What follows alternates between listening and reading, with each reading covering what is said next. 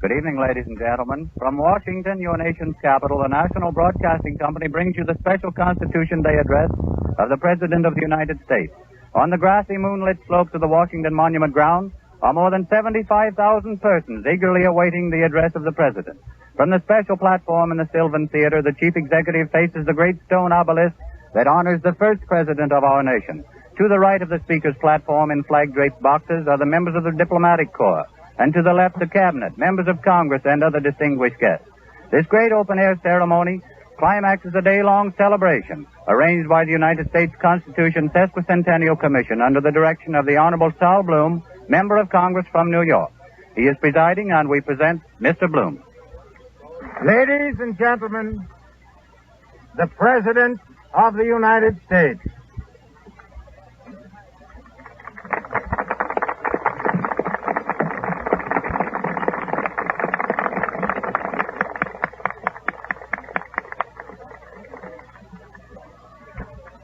My fellow Americans, it is very right, it is very fitting that this great gathering has assembled tonight in the national capital at the foot of the Washington Monument. 150 years ago tonight, 38 weary delegates to a convention in Philadelphia signed the Constitution. 4 handwritten sheets of parchment were enough to state the terms on which 13 independent, weak, little republics agreed to try to survive together as one strong nation. A third of the original delegates had given up and gone home. But the moral force of Washington and Franklin had kept the rest together. Those remained who cared the most, and caring most, dared most. That world of 1787 provided a perfect opportunity for the organization of a new form of government, thousands of miles removed from influences hostile to it. How we then governed did not greatly concern Europe, and what occurred in Europe did not immediately affect us. But today the picture is different.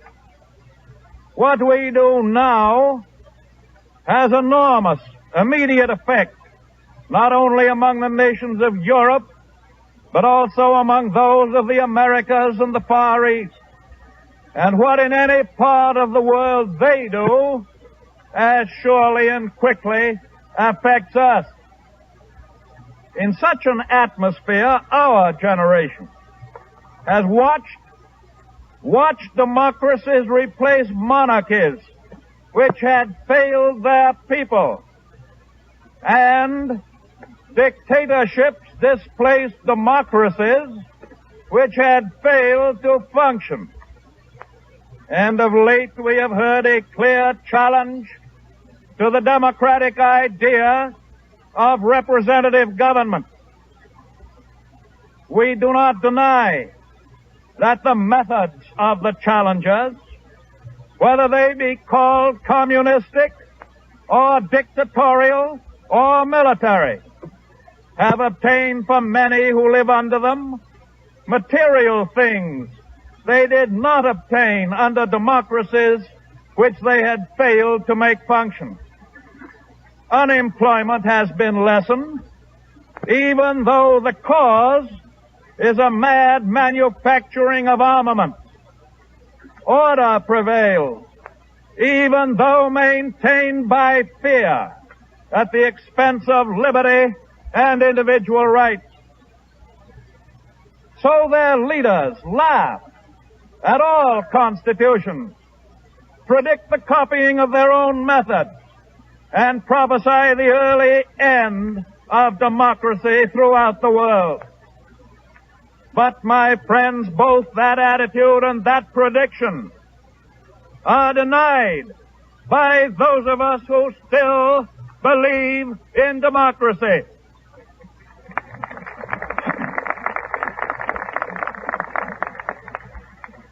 Yes, denied by the overwhelming majority of the nations of the world and by the overwhelming majority of the people of the world. And the denial is based on two reasons, both of them eternally right. The first reason is that modern men and women will not tamely commit to one man or one group of men the permanent conduct of their government. Eventually, they will insist not only on the right to choose who shall govern them, but also upon the periodic reconsideration of that choice by the free exercise of the ballot.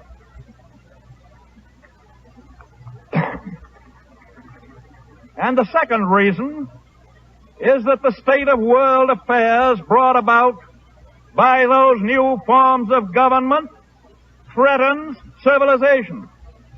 Armaments and deficits pile up together. Trade barriers multiply, and merchant ships are threatened on the seven seas. Fear spreads throughout the world. Fear of aggression, fear of invasion, fear of revolution, fear of death. The people of America are rightly determined to keep that growing menace from their shores. The known, the measurable danger of becoming involved in war, we face confidently. As to that, your government knows your mind, and you know your government's mind.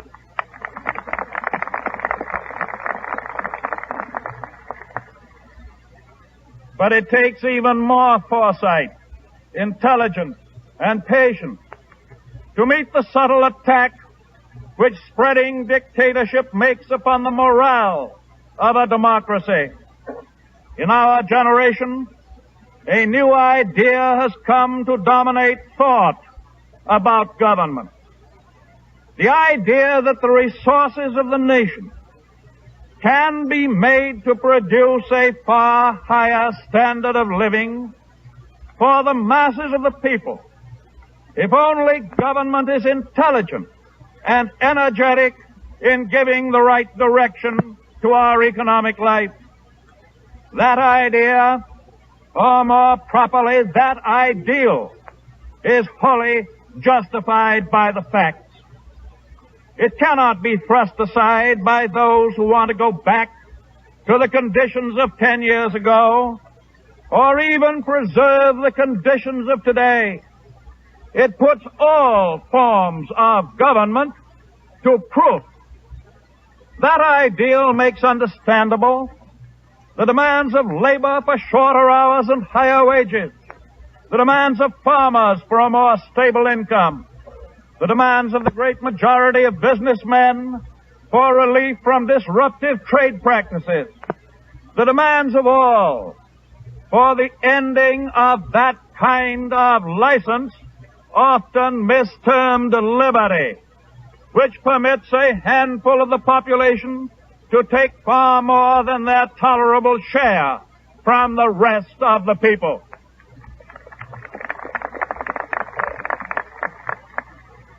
And as other forms of government in other lands parade their pseudo-science of economic organization, even some of our own people may wonder whether democracy can match dictatorship in giving to this generation the things that they want from government.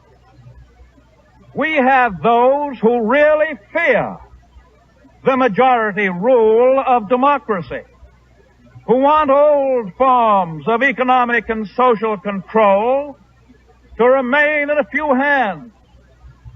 They say in their hearts if constitutional democracy continues to threaten our control, why should we be against a plutocratic dictatorship if that would perpetuate our control? And we have those who are in too much of a hurry, who are impatient at the processes of constitutional democracies, who want utopia overnight and are not sure that some vague form of proletarian dictatorship is not the quickest road to it. My friends, both types are equally dangerous.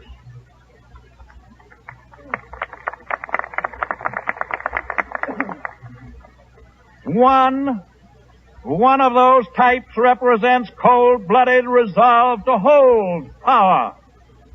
We have engaged in a definite and so far successful contest against that. The other represents a reckless resolve to seize power, and equally we are against that. And the overwhelming majority of the American people fully understand and completely approve that course as the course of the present government of the United States. To hold to that course, our constitutional democratic form of government must meet the insistence of the great mass of our people that economic and social security and the standard of American living be raised from what they are to levels which the people know our resources justify. Only by succeeding in that can we ensure against internal doubt as to the worthwhileness of our democracy and dissipate the illusion that the necessary price of efficiency is dictatorship with its attendant spirit of aggression. That is why I have been saying for many months that there is a crisis in American affairs which demands action now, a crisis particularly dangerous because its external and internal difficulties reinforce each other. Purposely, I paint a broad picture, for only if the problem is seen in perspective can we see its solution in perspective. I am not a pessimist. I believe the democratic government in this country can do all the things which common sense people seeing that picture as a whole have the right to expect. I believe that these things can be done under the Constitution. Yes, under the Constitution, without the surrender of a single one of the civil and religious liberties it was intended to safeguard. And I am determined that under the Constitution, these things shall be done.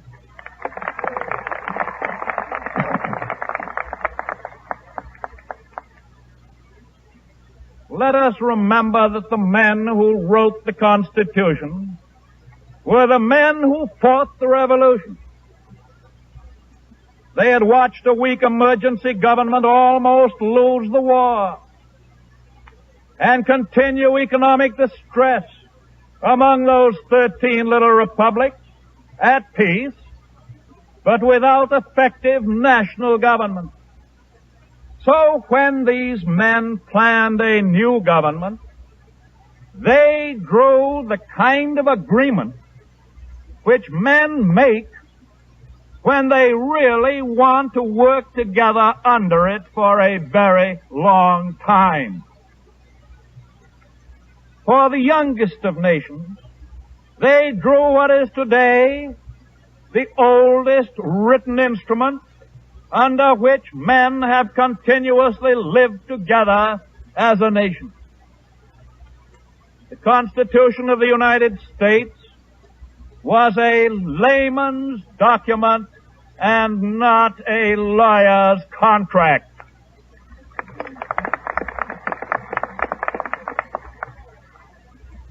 That cannot be stressed too often, and I'm glad you get the point.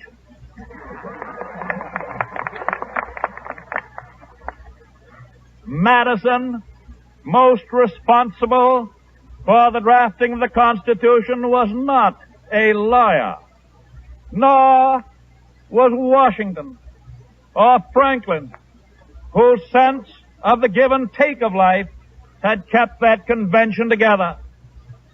This great layman's document, therefore, was a charter of general principles, completely different from the whereases and the parties of the first part, and the fine print which lawyers put into leases and insurance policies and installment agreements.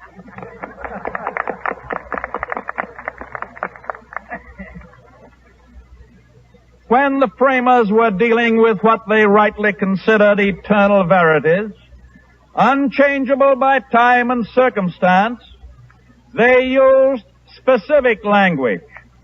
In no uncertain terms, for instance, they forbade titles of nobility, the suspension of habeas corpus, the withdrawal of money from the Treasury except after appropriation by law, and with almost equal definiteness, they detailed the Bill of Rights. But when they considered the fundamental powers of the new national government, they used generality, implication, and the statement of mere objectives as intentional phrases which flexible statesmanship of the future within the Constitution could adapt to time and circumstance. For instance, the framers used broad and general language capable of meeting evolution and change when they referred to commerce between the states, the taxing power, and the general welfare. Yes, even the Supreme Court was treated with that purposeful lack of specification. Contrary to the belief of many, many Americans, the Constitution says nothing about any power of the court to declare legislation unconstitutional.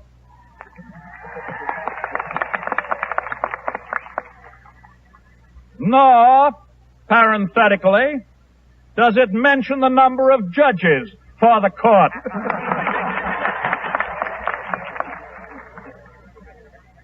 Four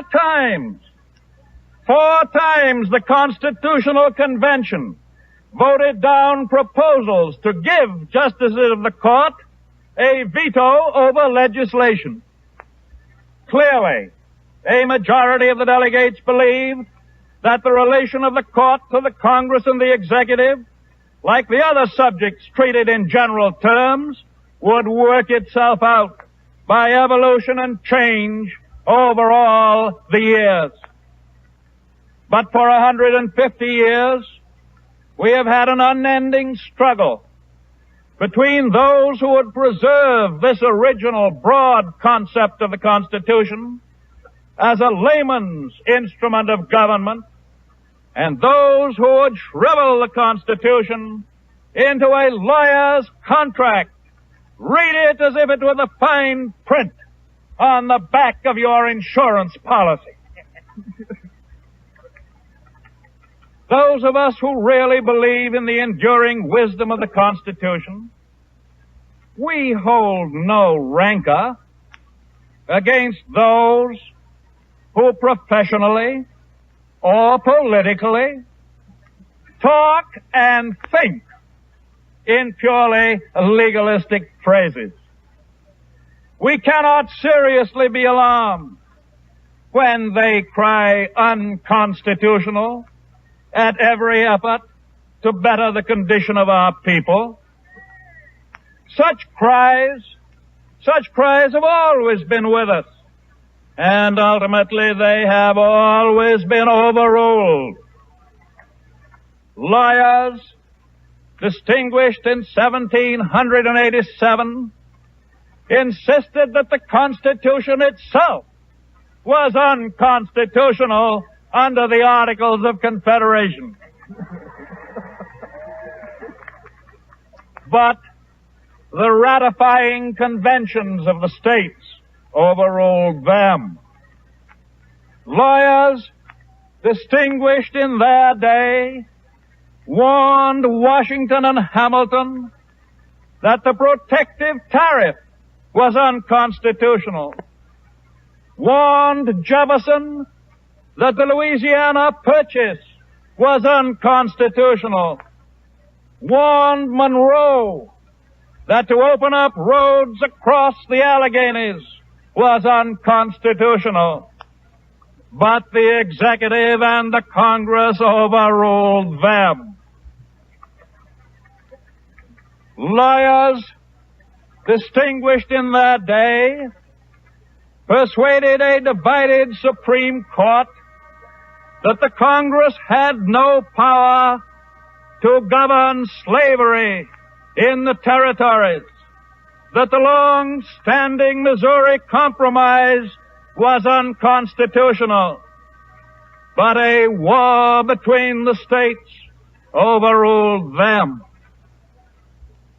Lawyers in their day persuaded the odd man on the Supreme Court that the methods of financing the Civil War were unconstitutional, but a new odd man overruled them. That great senatorial constitutional authority of his day, Senator Evarts, issued a solemn warning that the proposed Interstate Commerce Act and the federal regulation of railway rates, which the farmers demanded, would be unconstitutional. But both the Senate and the Supreme Court overruled him. Less than 2 years ago, 58 of the highest-priced lawyers in the land gave the nation, without cost to the nation, a solemn and formal opinion that the Wagner Labor Relations Act was unconstitutional. And in a few months, first a national election and then the Supreme Court itself overruled them.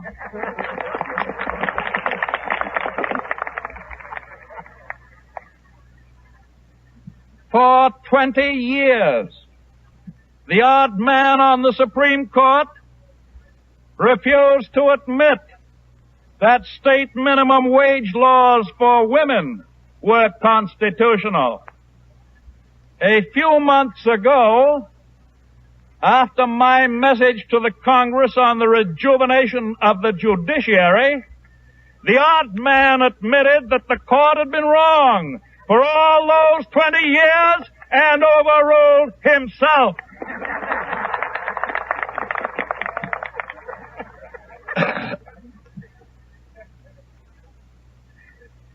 My friends, in this contest, this constant struggle, the lawyers of no political party, mine or any other, have had a consistent or unblemished record. But the lay, rank and file of political parties and outside political parties has had a consistent record.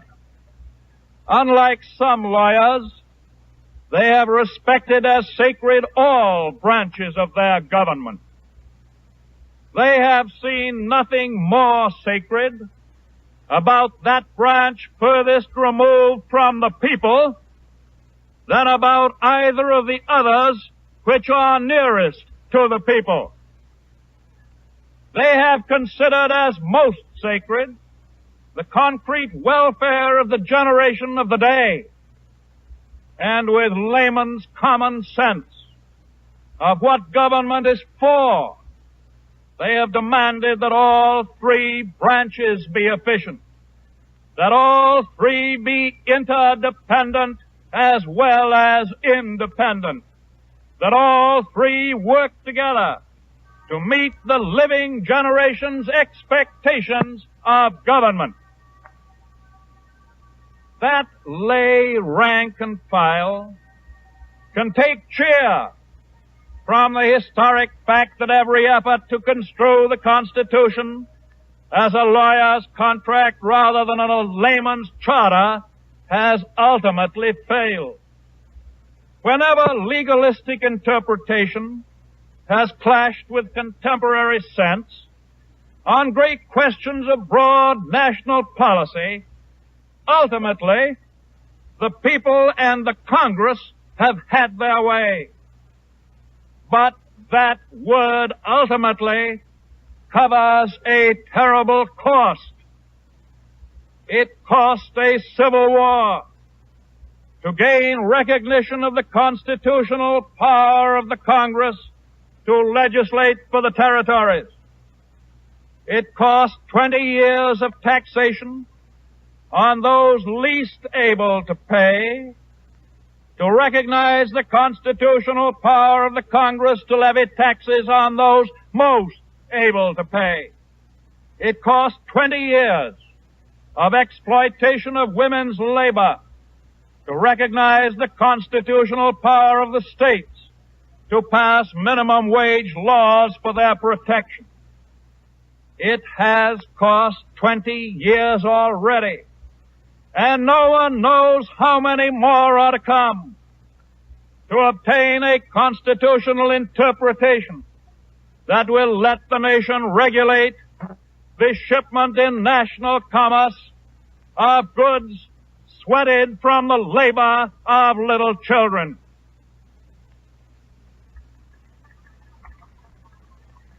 Yes, we know that it takes time to adjust government to the needs of society, but modern history proves that reforms too long delayed or denied have jeopardized peace, undermined democracy, and swept away civil and religious liberties. Yes, time more than ever before is vital in statesmanship and in government, in all three branches of it. We will no longer be permitted to sacrifice each generation in turn while the law catches up with life. We can no longer afford the luxury of 20-year lags. And you will find no justification in any of the language of the Constitution for delay in the reforms which the mass of the American people now demand. Yet nearly every attempt to meet those demands for social and economic betterment has been jeopardized or actually forbidden by those who have sought to read into the Constitution language which the framers refused to write into the Constitution. No one cherishes more deeply than I the civil and religious liberties achieved by so much blood and anguish through the many centuries of Anglo-American history. But the Constitution guarantees liberty, not license masquerading as liberty. Let me put the real situation in the simplest terms. The present government of the United States has never taken away and never will take away any liberty from any minority unless it be a minority which so abuses its liberty as to do positive and definite harm to its neighbors constituting a majority.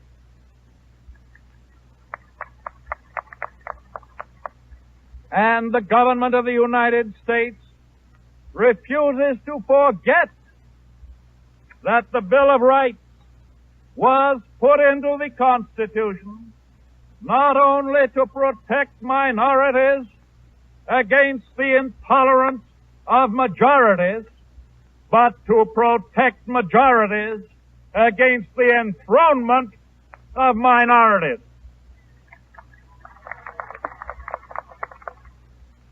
Nothing would so surely destroy the substance of what the Bill of Rights protects than its perversion to prevent social progress. The surest protection of the individual and of minorities is that fundamental tolerance, that fundamental feeling for fair play, which the Bill of Rights assumes. But tolerance and fair play would disappear here, as it has in some other lands, if the great mass of the people were denied confidence in their justice, confidence in their security, confidence in their self-respect. Desperate people in other lands surrendered their liberties when freedom came merely to mean humiliation and starvation. The crisis of 1933 ought to make us understand that. And so, my friends, on this solemn anniversary, I ask that the American people rejoice in the wisdom of their Constitution. I ask that they guarantee the effectiveness of each of its parts by living by the Constitution as a whole.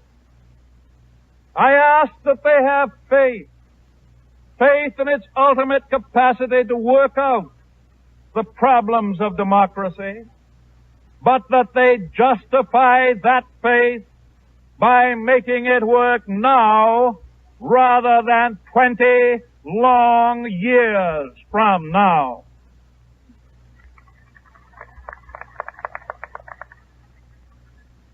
I ask that they give their fealty to the Constitution itself and not to its misinterpreters. I ask that they exalt the glorious simplicity of its purposes rather than a century of complicated legalism. I ask that majorities and minorities subordinate intolerance and power alike to the common good of all. For us, the Constitution is a common bond without bitterness, a bond for those who see America as Lincoln saw it, the last best hope of earth.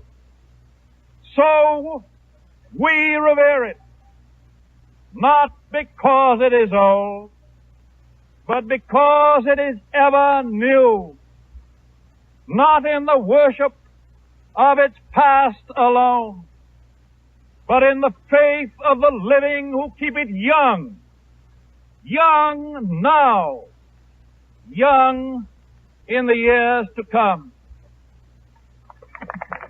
Keep on, keep it on.